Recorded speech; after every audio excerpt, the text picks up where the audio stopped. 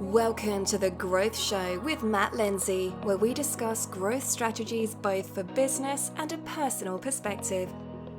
Good morning and welcome to The Growth Show. Today's guest and collaborator is Donnie Bachan. Is that how you say your surname? I say Bachan. Bachan. Oh, I got it wrong. That's not a good start, is it? but it's spelled like that famous actor. So he's Bachan. So okay. I use that every time I go to India. So I got it completely wrong. So that's not a good start. Anyway, Donnie and I have known each other for about 10 years, and we're actively working on a couple of technology projects together. And we, during COVID times, we basically established a setup whereby we have a weekly call and we talk about life and we talk about technology and we talk about things that are exciting one another.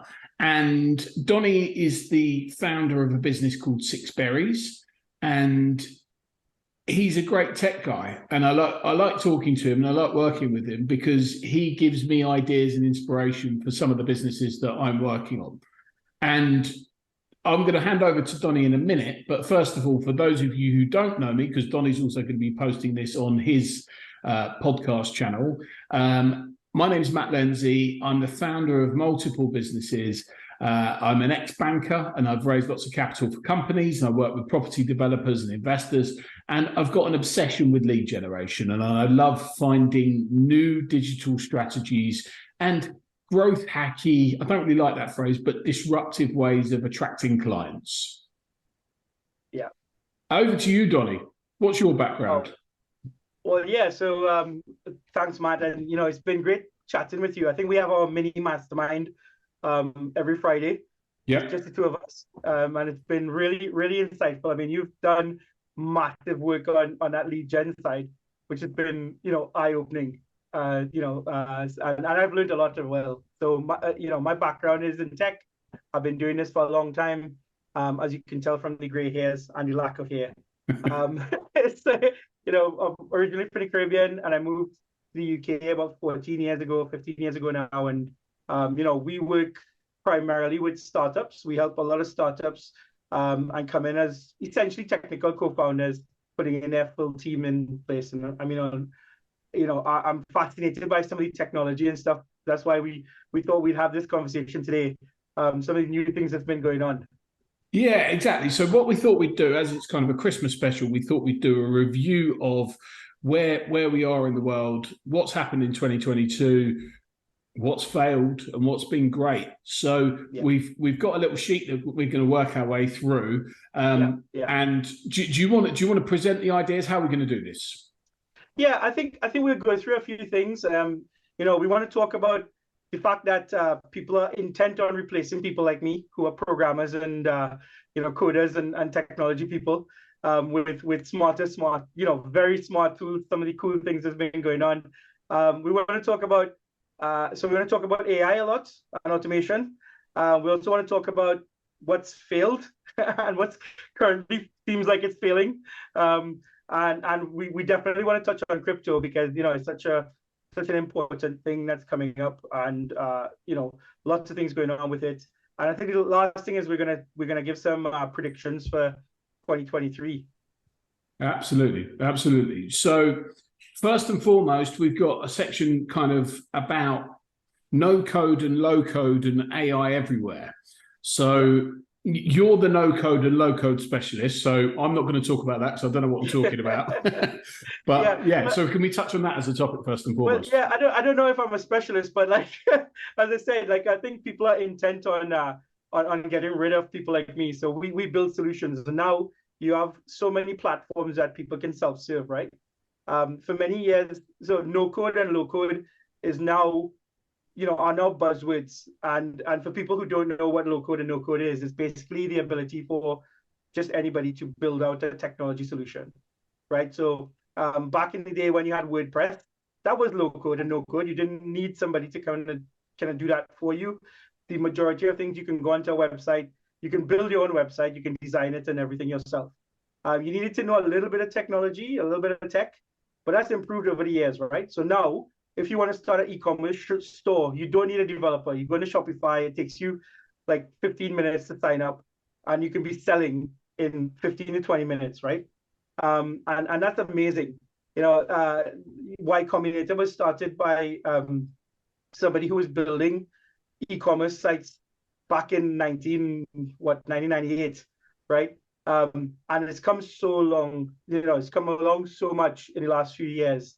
Now you have things like Webflow and Bubble, where you can build pretty much anything, and you don't really need that much tech knowledge. You spend probably like a couple hours looking at a video, and you can build your own website. You can build an application. You can start building a memberships portal.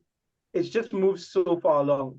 And now with things like integration tools, things like Figma, which just got bought by Adobe, you can design something. Again, you don't need to be an expert. You can go in there and you learn how to design something. You can design something and then transfer that over to something like Webflow, and it automatically works for you, right? It's just fascinating stuff that's been coming around.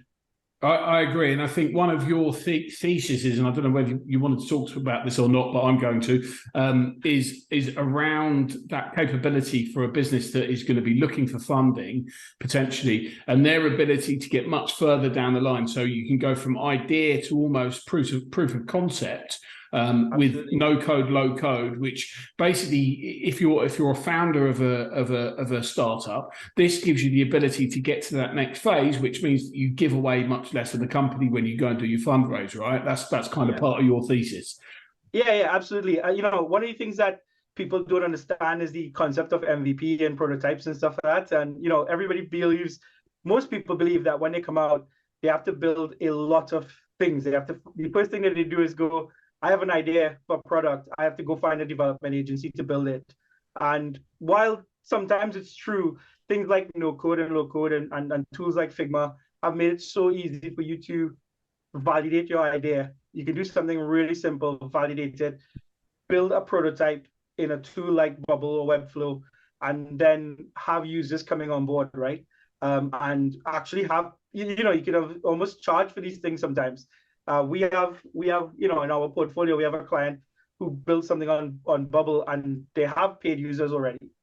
So you can now go to investors and say, hey, I spent 6 months building this thing myself, or we worked with a team that helped us build it, but at a much lower cost initially, prove that we can build something out, and then the investors can see traction, which is so much more helpful than years ago, where investors, at least in my experience, they said, well, where's your product, right? Have you built something? And the chicken and egg, right? You don't have any money to build anything, so you need to pay developers. Where are you going to get the money from?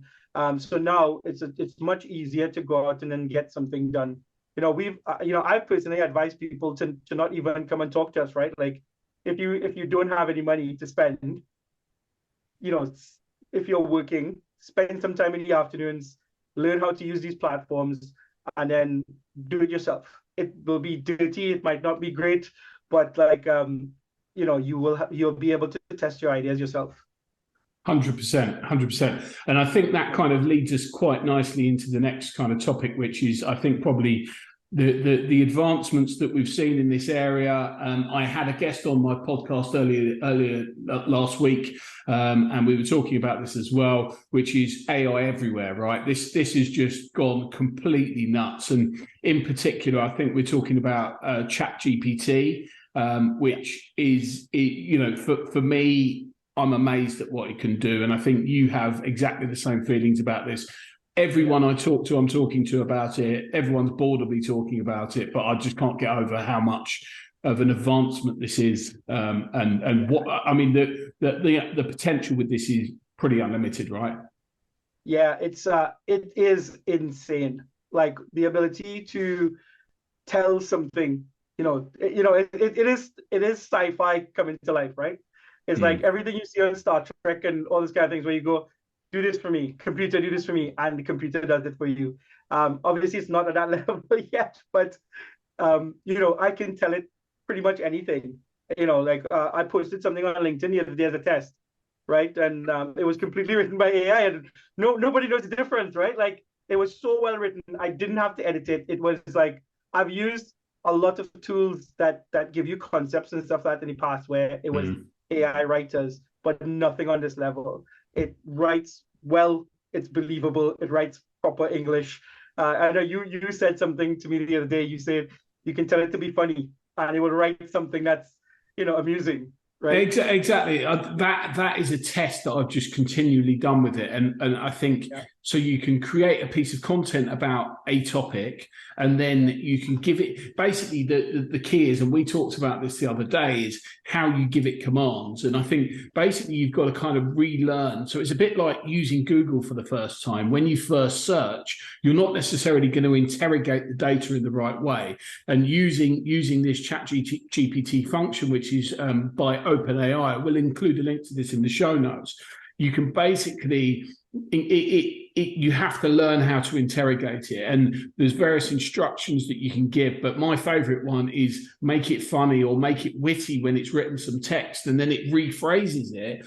And some of the analogies that includes in it are just incredible. It's absolutely phenomenal. I'm blown away. Yeah, it is extremely well done. But this shows you the power of consuming data, right? So like everybody talks about machine learning and AI. And what OpenAI has done is that they've consumed so much information across the internet and been able to train a thing. And this is, like some of the tests that I've seen people do, people have built an application.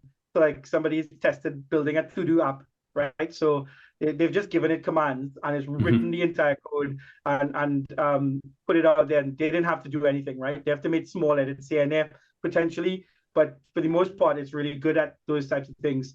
I think my biggest concern with it overall is plagiarism, right? And how do you get uniqueness of content? Because if you have multiple people asking the same things, and eventually there will be multiple people asking the same thing of it, how do you kind of look at plagiarism and copyright and all this kind of thing? So it's interesting. We'll talk about something else in a second, but like my daughter's an art student, and her one of her projects was to talk about is computer generated art, right? Because if you're telling it what to do, where did the IP sit?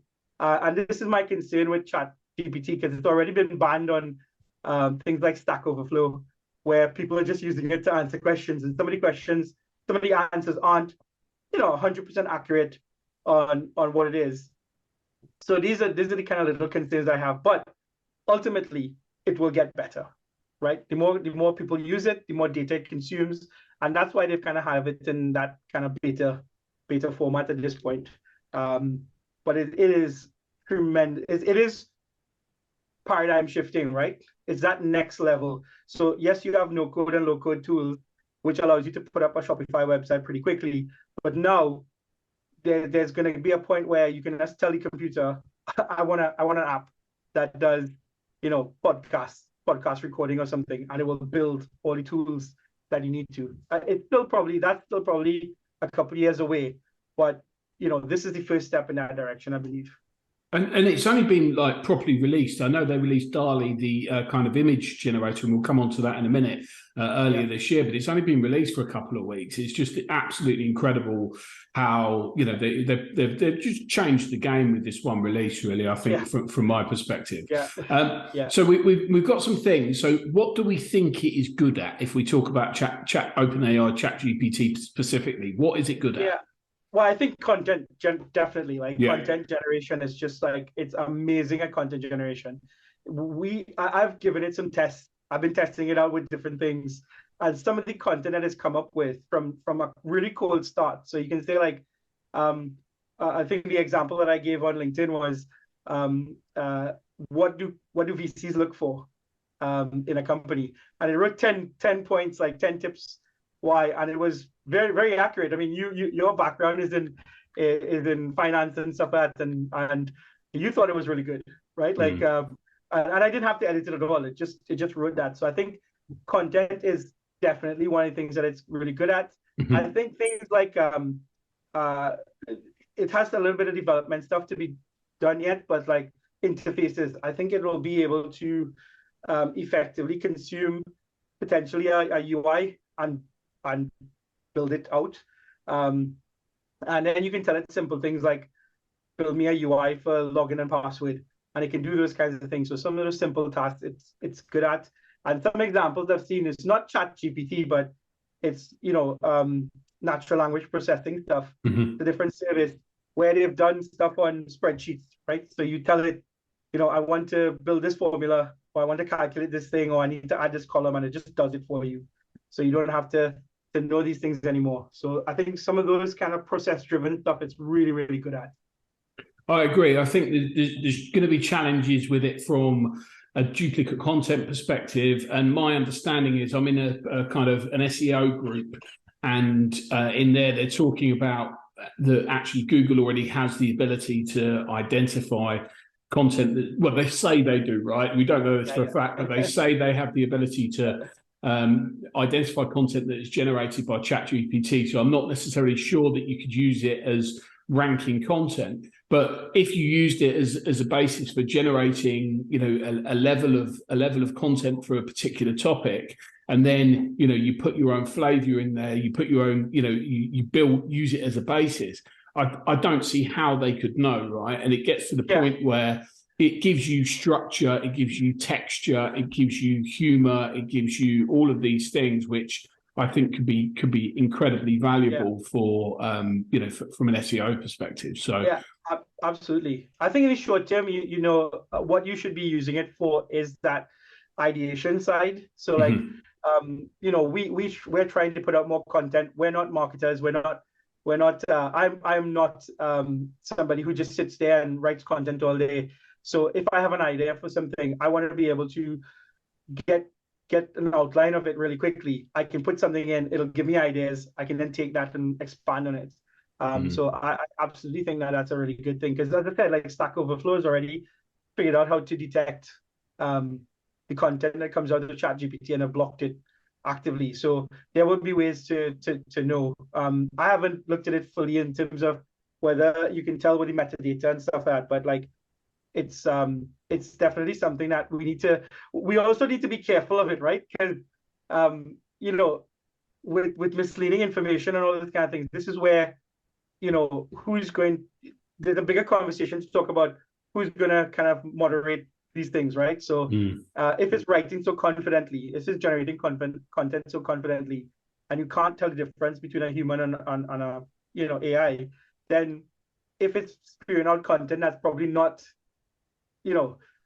factually based, how do you know, right? Like, so it's something that we need to look at. This is another concern that I have. How are we going to moderate that type of thing going forward? Well, it's how we're going to moderate it, but fundamentally more concerning, it makes me feel like I'm not that clever, because this can pull out something that's absolutely perfectly written from a wit and from a humor perspective, and getting the key points across about any topic far quick. I could do it, but it's going to take me half a day to write an article to that caliber, and it does it in seconds, right? It's just ridiculous. So, exactly. But obviously, I found factual information that they include within some of the content, and it's not right, and that's concerning. If you're just going to copy and paste from it into, and that could be embarrassing, and it could, you could end up in all kinds of trouble. So that kind of leads us on to the negatives, really. So we talked about some of the pros of it. The software side is obviously amazing. The ability to generate code is amazing. The ability to generate content is amazing. What's it not so amazing for?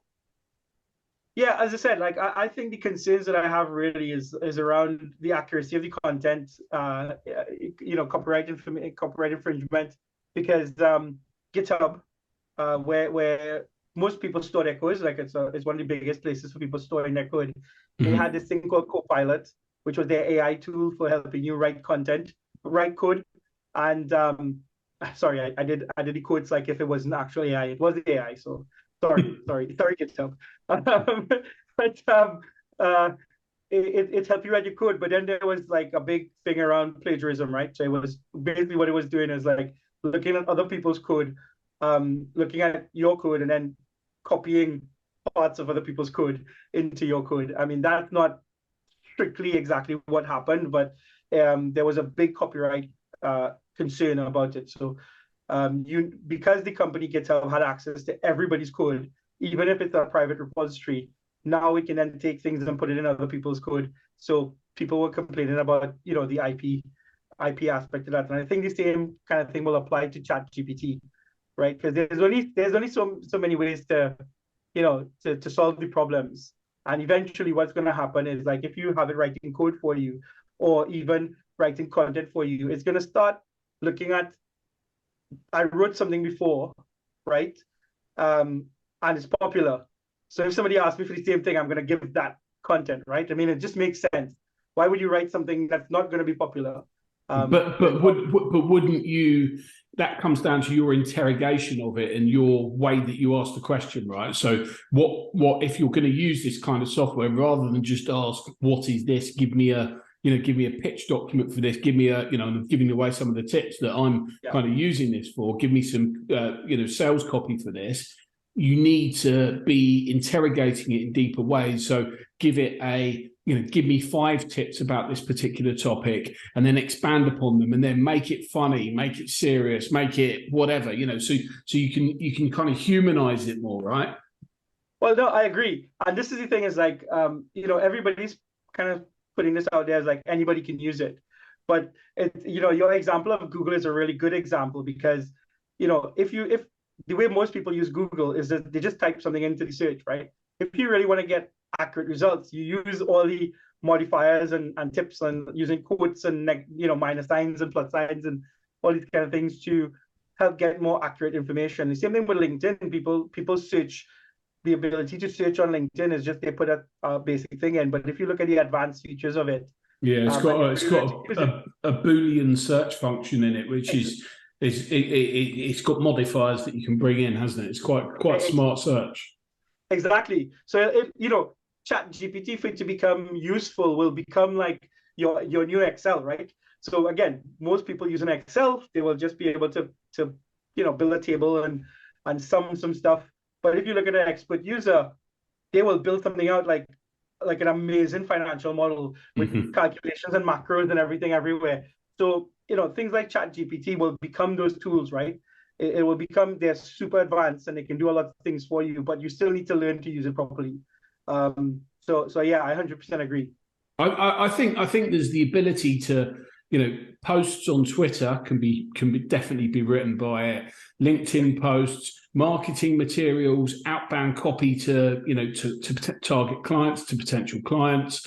I think you could potentially build training courses using it in terms of key structured content. So there's some of the kind of practical applications that I'm personally thinking about, right? In terms of how I could build something in literally seconds, and this would give me the ability to then go launch a training course about, I don't know, how to interrogate Chat GPT, right? You could potentially do a course on that, as and it would tell you how to do it, because that's what it's there to do. So yeah, this is the kind of stuff that's really interesting to me, and I think it's a game changer. So we've got the question on here: what does it mean for tech? Well, in the next year, I don't think it's going to make that much of a difference in the next year, to be honest. But again, technology as it sits right now, or this development side of things, at least, it is fundamentally going to change how we do stuff. I still think, the analogy I give a lot of the times is like going to the gym, right? Anybody can go to the gym, but most people go to the gym and they don't really get a massive amount of results. It's when the personal trainers come in and help you get to your goals. So I think that the way we do stuff will change, but not, we're not going to get rid of people. People are just going to have different skill sets, right? And so we have to adopt technology, this kind of technology, within how we deliver stuff. So if you have somebody who has technical prowess, right? So somebody is a developer, for example, they can use ChatGPT to help enhance how they deliver stuff and enhance the speed to delivery, because time is money with everything. So I think it's not going to necessarily be a bad thing. I don't think people are going to get out of work, because that's one of the biggest fears for people when they talk about AI and computers and stuff like that. They think that they're going to get out of work. I don't think that that's going to be true. I think these things assist you in being much more efficient. So what you have to do is just learn a new skill. No, I agree. I think it's there's lots of practical applications that can be applied to it, but it comes down to using this as part of and as you have talked about a lot offline, it's about part of a strategy, and this just gives you another piece that you can potentially like accelerate the process. That's the way I look at it. Absolutely. Yeah, cool. So next I added this one in, but it's kind of image generation automation as well, which is, I mean, some of this stuff is absolutely incredible. There's three that I've come across, and I'm sure there's more than this. So this isn't an exhaustive list. But Mid-Journey, I've seen some of the content this is pushing out is incredible. You've got DALL-E and you've got Stable Diffusion. They're the kind of three big ones that I've learned about so far. Yeah. And so basically what these do, you can basically give it instructions to basically create content, so visual content in this instance, which is around a particular subject. So you could have a wizard walking along with a lamb beside him in, I don't know, by Mount Everest, right? You could use that as your combination of things and make it in the style of Harry Potter, just to continue the theme of the wizard, right? And it will do it. It will generate that content for you in 30 seconds, and it will give you 4 or 5 variations. And then you can pick the variation that you're most happy with, and then ask it to generate a suite of content around this.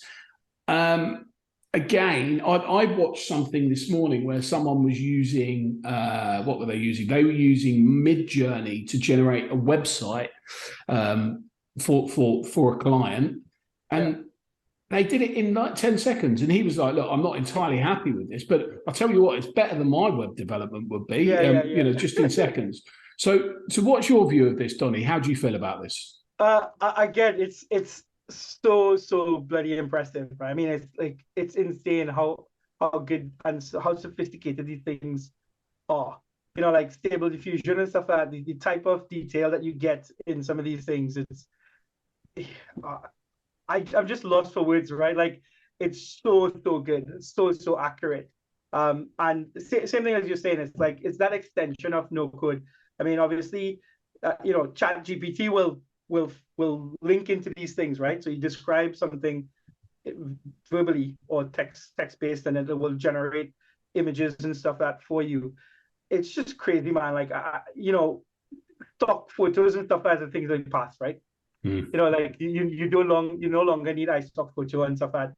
And these guys are going to monetize this properly in the next few years, or next year. By the time the end of the year comes around, they're going to be able to monetize this properly. 2023, right? And things like iStock is just going to either they start using these types of things, or they're just going to go away. Because I will never use iStock again, right? Like, because I can create my own people, right? I can create my own faces. I can say I want somebody that looks like this, or I want this to be the situation, I want this to be scene, and it will make it so realistic that you can't tell, and it wouldn't look like structured photos anymore, right? It'll look like it's a real life situation. So yeah, I think same thing with the web the website design and stuff like that. I think it's just another tool that designers can use to bootstrap ideation, because now you're crowdsourcing this, right? This is taking information from everywhere on the internet, and now being able to give you a basis for design and stuff like that going forward.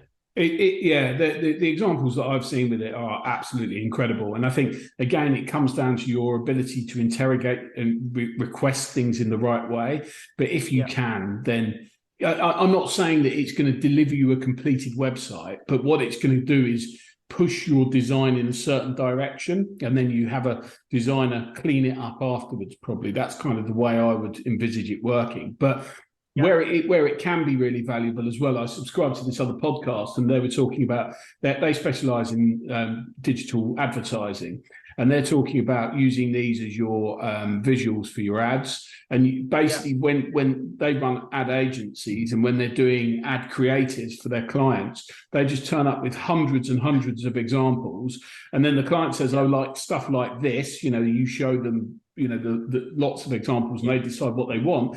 Then you go away, and 2 minutes later, you've got a whole ad set based upon their desire. So it can really accelerate things like that as well, which I think is really interesting.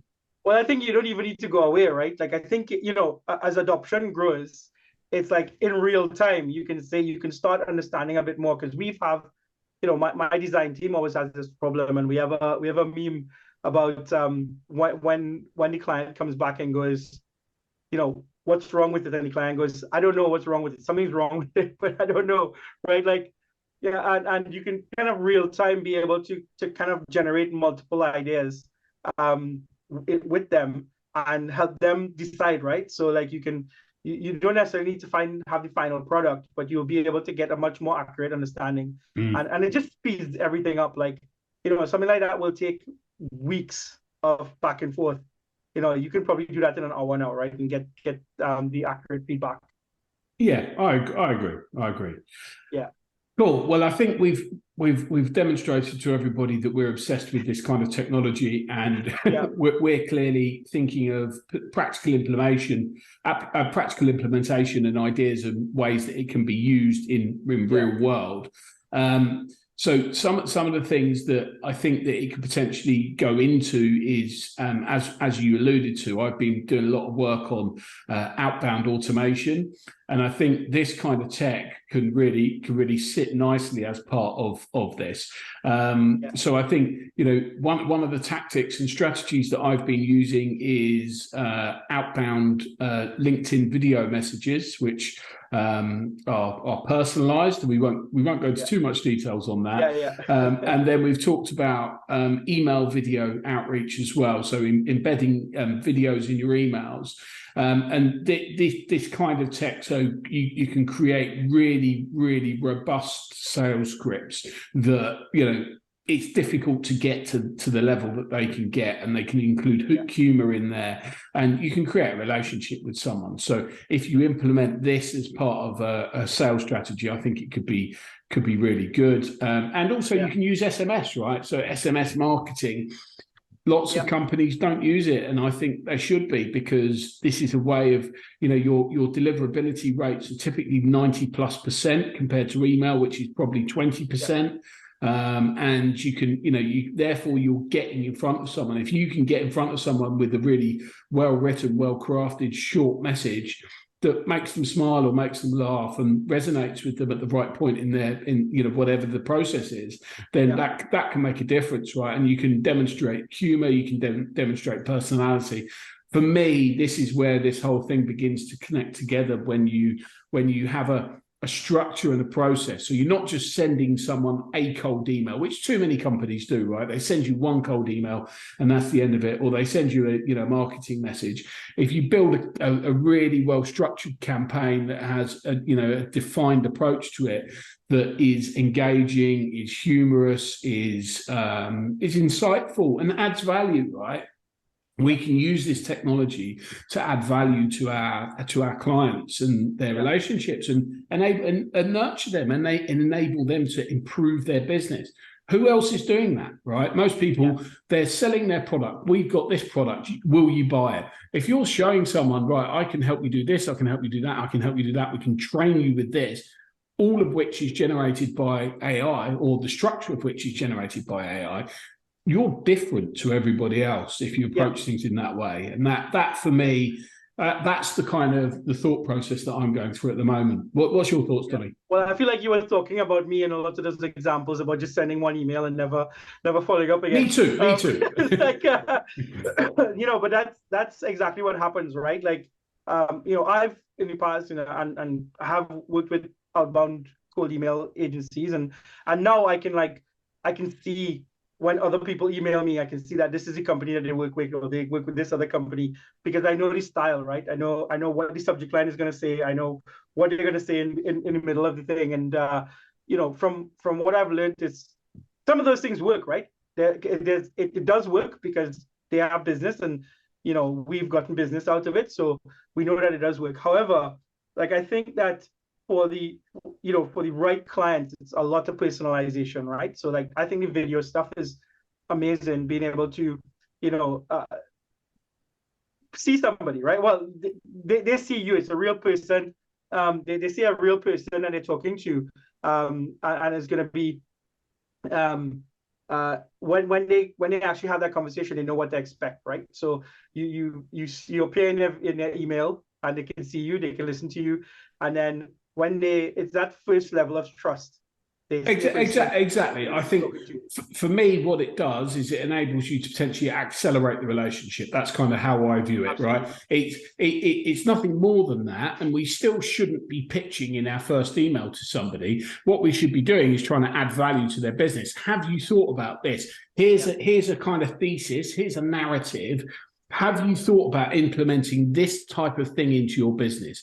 Then you build a relationship with someone with 3 or 4 things that challenge the kind of common way of thinking.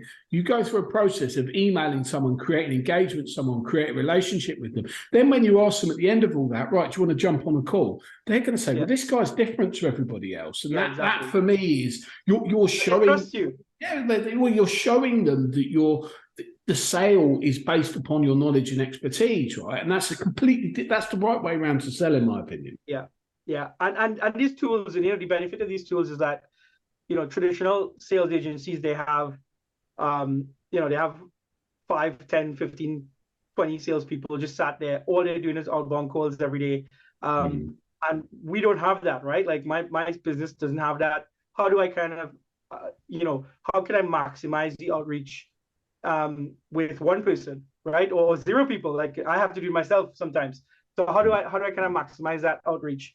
And to do that, these tools allow you to be personalized. It allows you to scale, because let's face it, right? You need to probably send 1,000 emails to get, one potential customer, right? Like, many times, because our target demographic is people with ideas, right?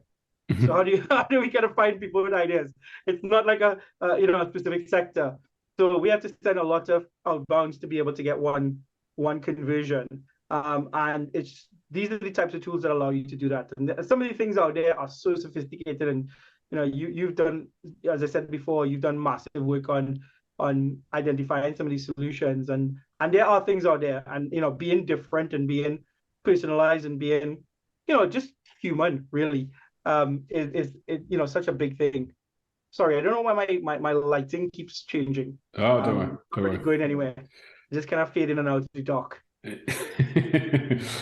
Yeah, that's maybe a sign of the electricity's about to run out. Brexit's working, right? Yeah, exactly. Even though my light bulb is here, it's not helping me much. So moving swiftly on. So, biggest tech fails of 2022. We've got a little list here. So, first on this is Google Stadia. I mean, this is hugely embarrassing for Google.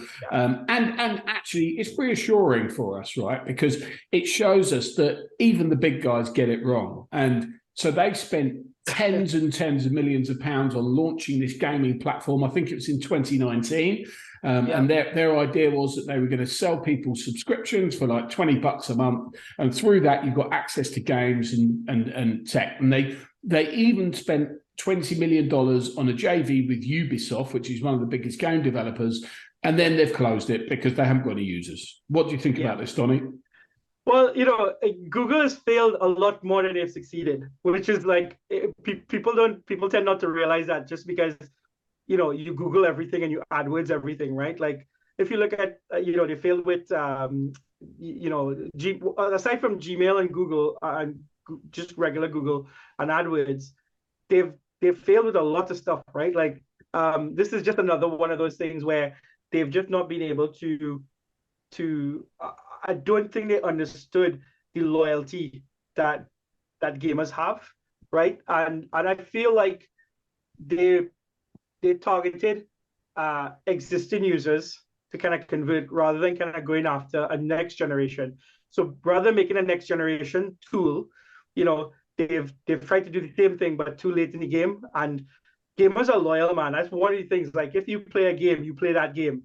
You don't play anything else, right? And I think that's the biggest challenge that they've had. They tried to break in a little bit. They were too late on this one, without trying to really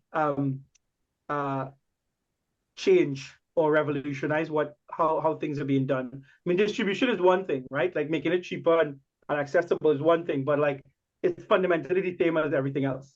Yeah, no, I agree. And as I alluded to, I think this shows you that even large corporates who, you know, they've got more money than sense, really.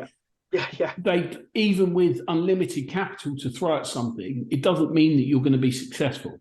And I think that is the thing. And sometimes actually knowing when to back out of a situation, and that actually by doing this, Google is acknowledging that one's failed, move on. And some companies would not be able to move on from it. And the fact that they can is kind of a testament to them as a business. And knowing when to cut your losses is the key thing in kind of that experience. Because I think too often people just cling on to things that, look, they might have invested, you know, a huge amount of time and energy into building something, but actually chopping it off and cutting it off can be the best approach.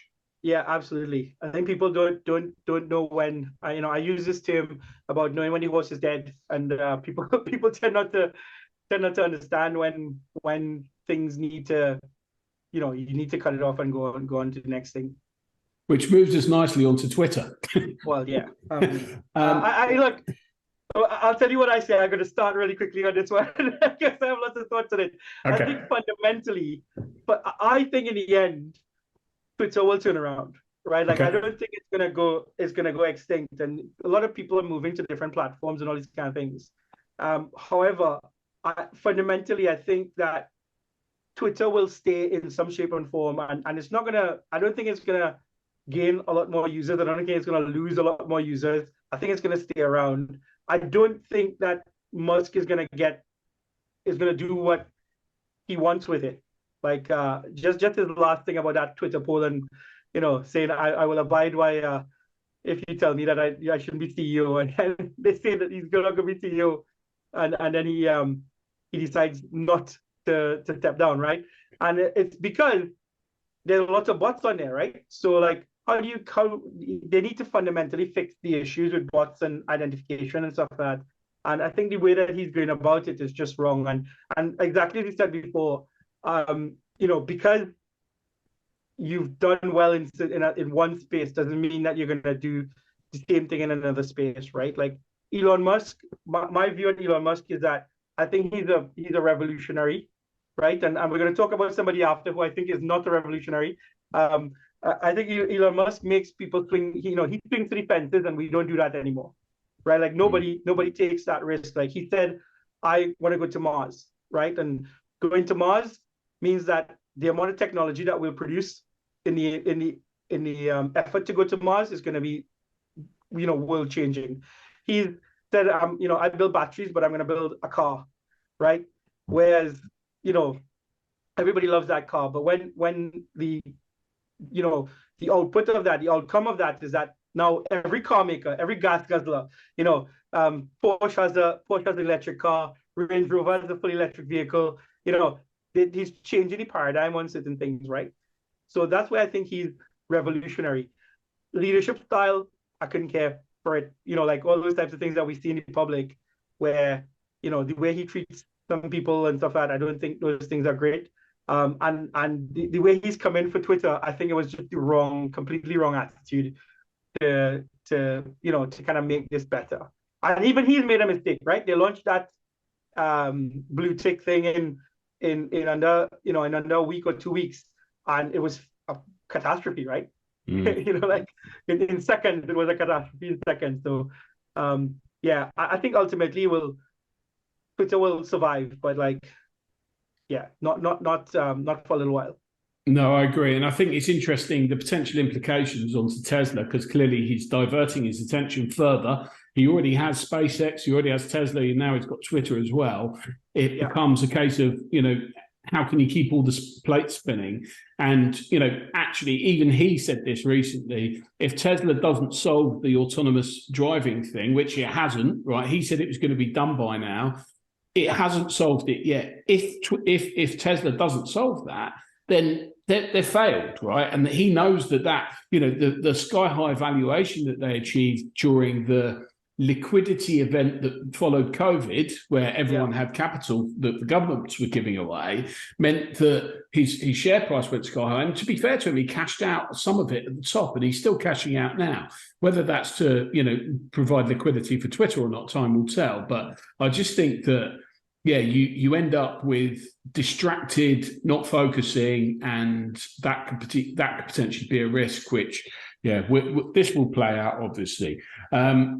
Talking of this, the next on the list, we've got Meta.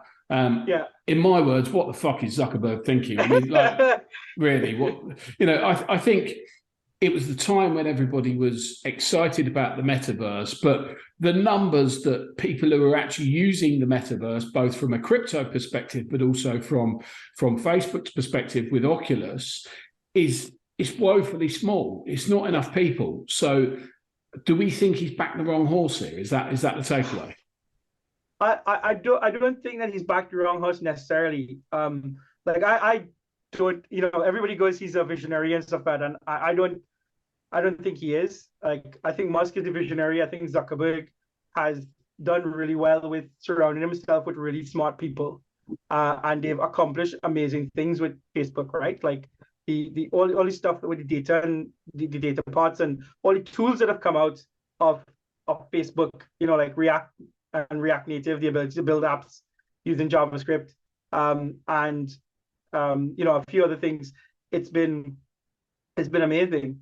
But like, I think there is an opportunity for us to get to that, Second Life type world. And I think it will get there. I don't think that the current strategy is correct. Do you know what? I don't want to wear a headset, and that's the bottom line. But but we don't know if kids will, right? Like, and maybe the devices are wrong right now. So maybe the type of devices that we're using are incorrect. I've seen a startup doing training courses using headset, teaching people to cut hair, which seems really odd that you can teach somebody on a headset to cut hair, but it has been working, right? Like, people felt like they're in the classroom with the teacher. So I think there are applications for it. Like, but his current view is I think, as I said, like, the current strategy is wrong. I think, they haven't cracked what everybody is upset about in social media, is that they haven't cracked what TikTok has done, right? What TikTok has done is it's just captivated the next generation of audiences. When Facebook came out, it captivated that next generation of audiences.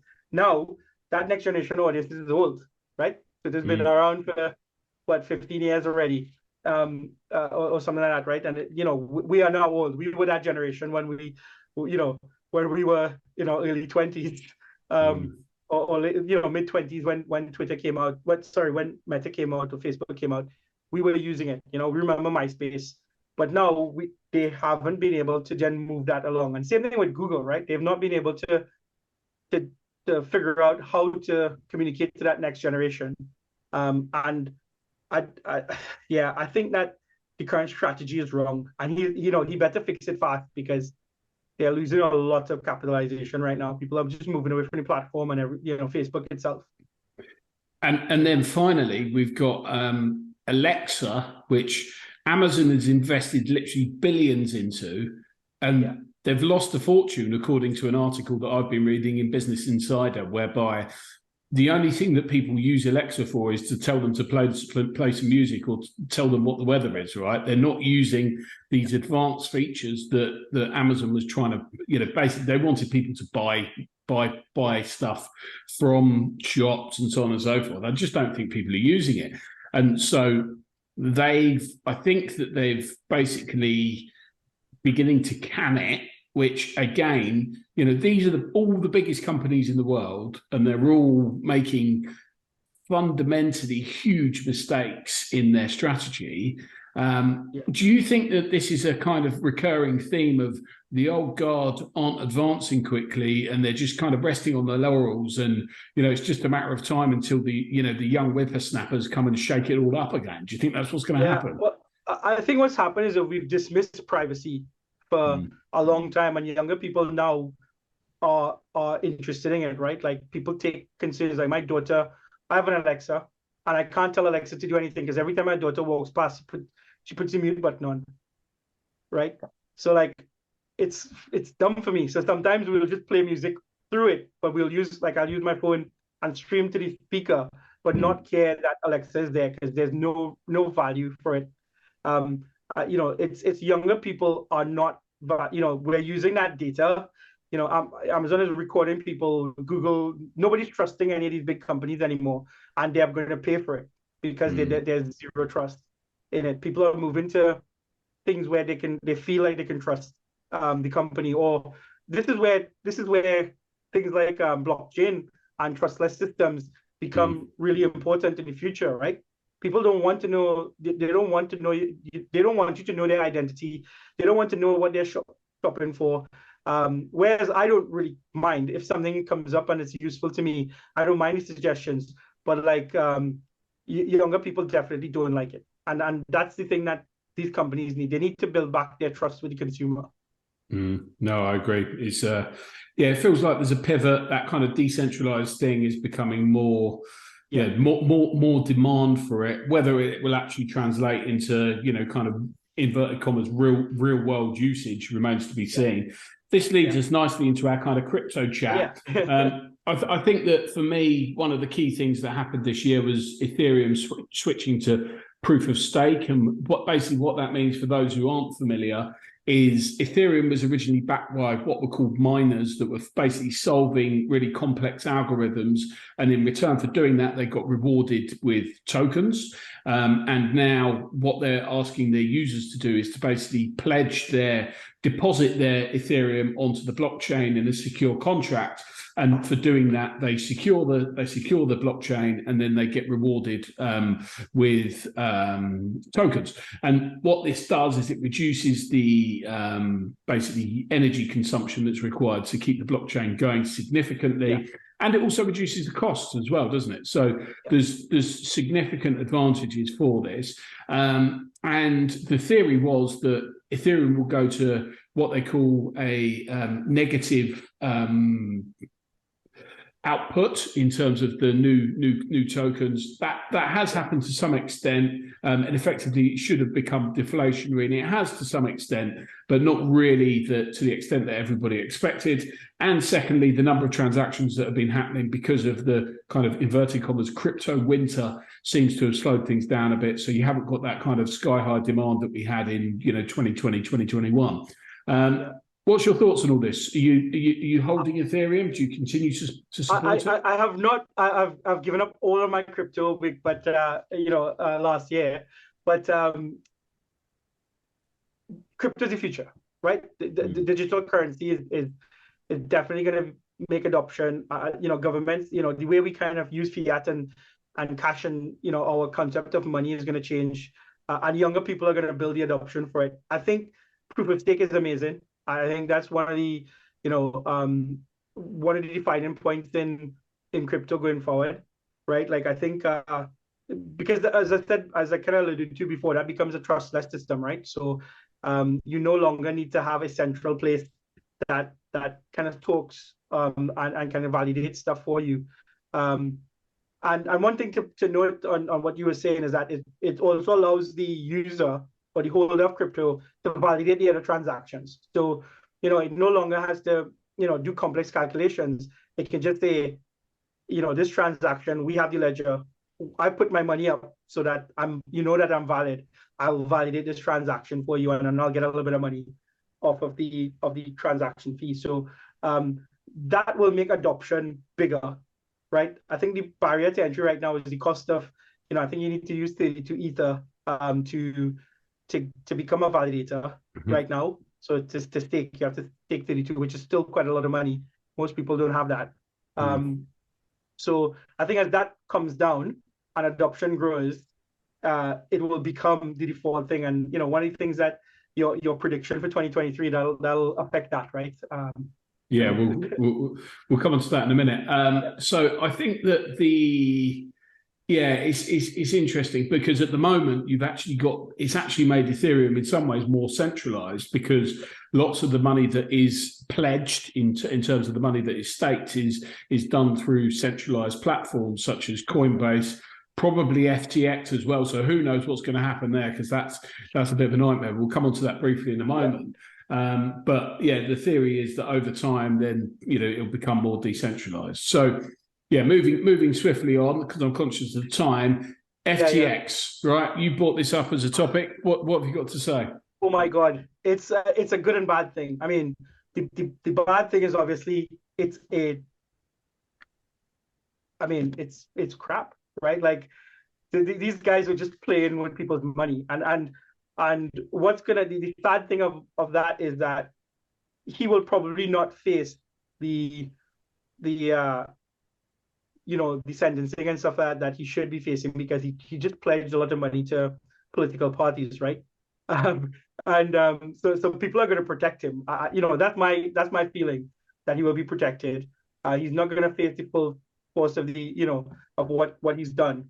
But on the other side is that I think that compliance will come into place, right? I think that there will be much more compliance around it. I think it will become a safer, more regulated space. I don't know how long that's going to take, but I believe that that's what's going to happen. And I know, I've had discussions with some of my friends who, kind of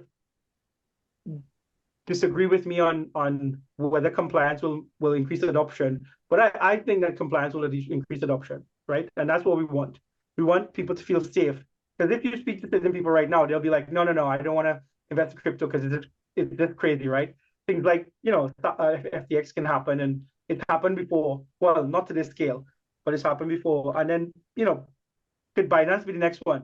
But I think compliance will definitely become a part of crypto going forward, and that will then help greater adoption in the space. Yeah, I think it's interesting to see what happens with Binance. They're the largest exchange, and they've had huge outflows in the last week or so. They appear to be holding on, but let's see, right? I mean, it's they're in talks about making a large acquisition for $1 billion or something I saw this morning.